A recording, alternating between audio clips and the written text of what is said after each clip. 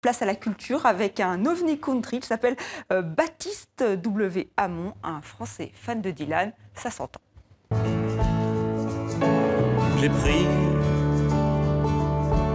la bouche de Diane, serré la peau rose de Flore, mais ce qui ranime ma flamme, ce sont les pieds de Terpsichore. Bonsoir Sylvia. Bonsoir Estelle. Alors c'est un des espoirs de cette nouvelle scène foisonnante de la chanson française et il assume, il revendique même ses influences américaines. On peut le voir sur ce clip. Baptiste Hamon, jeune auteur, compositeur, interprète, dont on voit ce clip en exclusivité mondiale, Estelle. Nous sommes les premiers à le passer. Il s'appelle Terpsichore, c'est la muse de la danse dans la mythologie grecque. Baptiste Hamon sort aujourd'hui son 3e EP, Nouvel été, enregistré le printemps dernier à Nashville, Tennessee. Pas un hasard, vous le disiez, biberonné au folk américain de Dylan à Townes Van Zandt, qu'il marie aujourd'hui à la chanson réaliste et poétique avec une jolie inspiration. Il a d'ailleurs fait la première partie de Juliette Gréco au Francopholies de Montréal. C'est donc de la folk country écrite dans la langue de Molière, de quoi clouer le bec à ceux qui pensent que le français c'est difficile à mettre en musique. L'album est attendu en début d'année, ça sera la preuve. De la musique encore, nous sommes à mi-parcours du festival Berlioz en France. Et le festival a connu son temps fort ce week-end.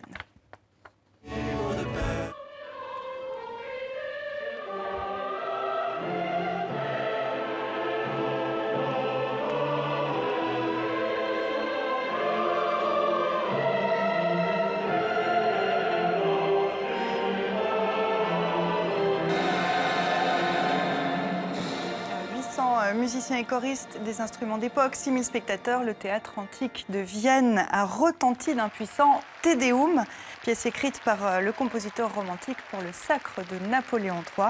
Elle ne sera donnée qu'à l'occasion de l'exposition universelle. Hector Berlioz fut plus souvent raillé qu'encensé de son vivant. Ses œuvres étaient en général reçues comme des fours, alors cette soirée avait un goût de revanche posthume. C'est le projet du Festival Berlioz, c'est qu'on réalise les rêves de Berlioz, c'est qu'on le prend au mot. C'est que quand Berlioz nous dit quelque chose, on ne dit jamais il est dans l'exagération, on dit non, il a un rêve, une vision, on va tenter de la réaliser. C'est un peu Berlioz superstar. Sur cette scène, on a vu Sting, on a vu Pharrell Williams, qui était complet aussi cet été, on a vu Santana, on a vu plein de gens. Et bien il y a Berlioz, et Berlioz peut réussir à réunir un grand public, alors que de son vivant, ça a souvent été compliqué, surtout en France. Alors, le festival Berlioz continue jusqu'à dimanche avec une série de concerts organisés pour l'essentiel dans sa ville natale, à la Côte-Saint-André. Et nous partons maintenant à Kinshasa, en République démocratique du Congo, pour Kinact. Oui, Kinact, premier du nom, c'est une rencontre internationale de performeurs qui se déroule pendant tout le mois d'août à Kinshasa.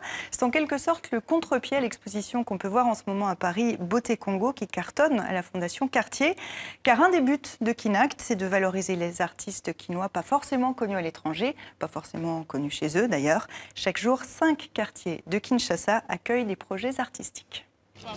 Scène inhabituelle dans le quartier populaire de Matongé. Des machettes pour construire une maison pendant quelques heures sur cette place. Son créateur, Freddy Tsimba, supervise l'opération éphémère avec soin. La performance, une première à Kinshasa, pour amener l'art contemporain dans la rue. Car pour le plus connu des sculpteurs congolais, il n'y a pas que la rumba à Kinshasa. C'est toujours les œuvres qu'on montre, soit à la Gombe, soit dans le lieu, on peut dire. Mais dans la cité, les gens ont aussi envie de voir ça. Et là, je sens que les gens sont mobilisés. Et en plus, je suis né dans le quartier, à 100 mètres.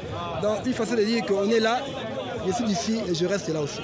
Au niveau de transmission de l'art, c'est un grand désert où les artistes locaux sont largués, où les artistes travaillent et pensent pour partir. Autour de la maison de Machette, d'autres artistes. En silence, ils inversent les rôles, interrogent les passants pour entendre leur avis, libre alors à chacun de se faire une opinion. Cela, ça veut dire que nous, la jeunesse congolaise, on ne nous donne pas la possibilité de s'exprimer. Manque d'habitude ou panique, la police choisit de mettre fin sans ménagement à la partie artistique. Preuve qu'il reste encore du chemin pour que tous à Kinshasa s'approprient ces artistes, pourtant munis de toutes les autorisations nécessaires. Merci Sylvia, à demain. Merci Estelle, à demain.